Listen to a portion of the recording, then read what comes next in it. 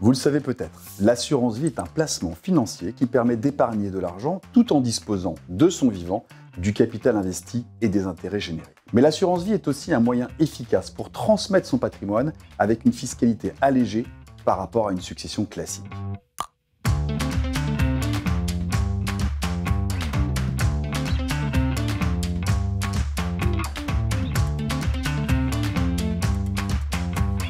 L'assurance vie permet de désigner un ou plusieurs bénéficiaires de son choix, par exemple ses enfants, son conjoint, un frère, une sœur, une nièce, un cousin ou encore un ami qui recevront le capital et les intérêts en cas de décès de l'assuré. Vous désignez le ou les bénéficiaires dans une clause du contrat d'assurance vie appelée clause bénéficiaire, une clause standard qui désigne le plus souvent le conjoint comme bénéficiaire. Puis, en l'absence de conjoint survivant, les enfants et enfin les autres héritiers est généralement proposée dans les contrats d'assurance vie. Mais vous pouvez la personnaliser.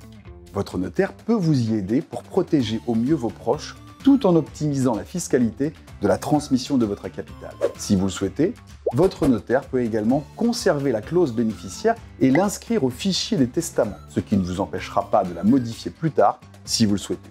Il est important de noter que les sommes reçues par les bénéficiaires ne feront pas partie de la succession, sauf si les sommes versées sur le contrat sont manifestement excessives, c'est-à-dire disproportionnées par rapport aux revenus du souscripteur de l'assurance vie. Concrètement, si le bénéficiaire de votre assurance vie est l'un de vos héritiers, il recevra les sommes contenues sur l'assurance vie en plus de sa part d'héritage, sauf en cas de disproportion.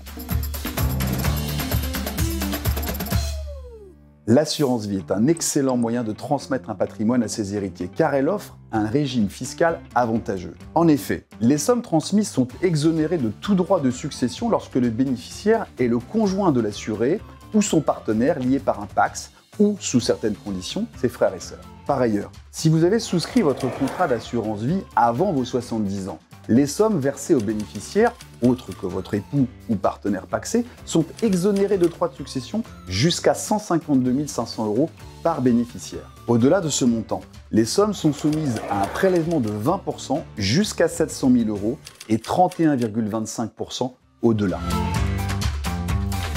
La rédaction de la clause bénéficiaire est une étape très importante mais trop souvent négligée. Pourtant, outre l'occasion d'une optimisation fiscale, c'est aussi une opportunité pour avoir une réflexion globale sur la transmission de son patrimoine. N'hésitez pas à vous rapprocher de votre notaire qui saura vous conseiller. Héritage, succession, argent, droit au quotidien, ces sujets vous intéressent ? Dans le magazine Notre Temps se glisse, chaque mois, un cahier droit-argent entièrement détachable. 16 pages pour tout comprendre et faire les bons choix. Dossier complet, questions retraite, vie quotidienne, réponses au lecteur, argent, cas du mois, idées reçues. Vous n'aurez plus d'excuses pour dire que vous n'étiez pas au courant.